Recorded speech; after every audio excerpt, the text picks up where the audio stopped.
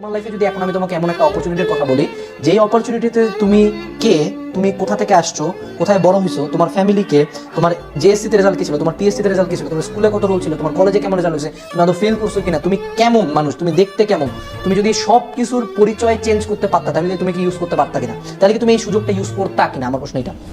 তোমার যদি উত্তর হ্যাঁ হয় তাহলে সেই সুযোগটা হলো অ্যাডমিশন।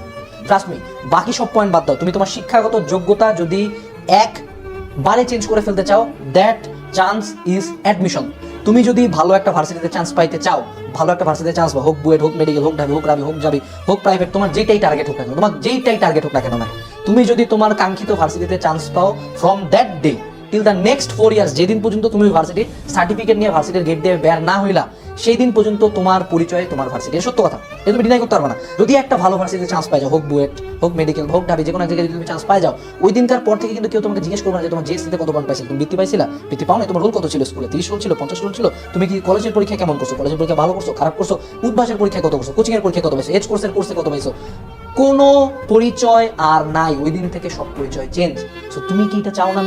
তুমি কি এতদিন ধরে এই সুযোগটা চাচ্ছিলে না যে তোমার পরিচয়টা চেঞ্জ হোক, তোমাকে মানুষজন পজিটিভ ভাবে চিনুক? তুমি কি এটা চাও না যে তোমার বাপ মা তোমাকে নিয়ে একটা গর্ব করুক যে না আমার ছেলে এখানে পড়ে, বা আমার মেয়ে এখানে পড়ে, আমার ছেলে এই জায়গায় চান্স পাইছে, ছেলেটা অনেক পরিশ্রম করছে? তুমি কি তোমার বাবা মাকে প্রাউড ফিল করাতে চাও না ম্যান?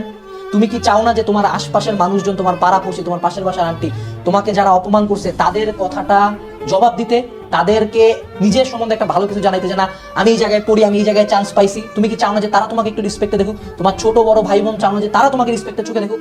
তুমি কি চাও না? তুমি কি চাও না যে তোমার ফ্রেন্ড সার্কেলে তুমি একটা ভালো পজিশন হোল্ড করো? তুমি কি চাও না যে তোমার বন্ধুরা, তোমরা সবাই মিলে একটা ভালো জায়গায় পড়ো? শুধু একা তোমার ফ্রেন্ড সার্কেল যখন সবাই ভালো ভালো জায়গায় পড়াশোনা করবা, that will B a great friend circle. তুমি কি সেটা চাও না? আমার মনে হয় তুমি সবকিছু চাও।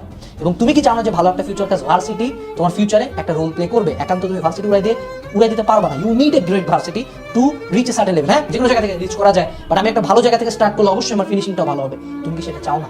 তো তোমার এই অ্যাডমিশন সিজনে 3 মাস বা 4 মাস আল্লাহ তোমাকে দেয় বাংলাদেশের মতো একটা জায়গায় নিজের পরিচয়টা চেঞ্জ করার জন্য, নিজের পাসটা পরিবর্তন করার জন্য। এই সুযোগ লাইফে হাতে গোনা কয়েকবার আসে, এবং সবচেয়ে বড় সুযোগ হলো এইটা। এই পরিচয়টা তোমাকে লাইফে সারা জীবন বহন করতে হবে।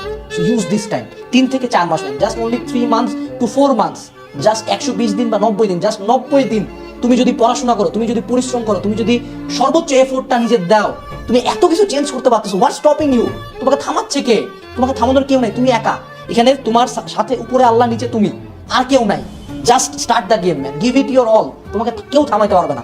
জাস্ট এইটা ইনশিওর করো যে অ্যাডমিশন টাইমে তোমার যতটুকু পড়ার কথা তুমি তার সর্বোচ্চটা পড়তেছো। তুমি তোমার 100% জানো না, তোমার 100% তোমার কল্পনার বাইরেও শক্তিশালী।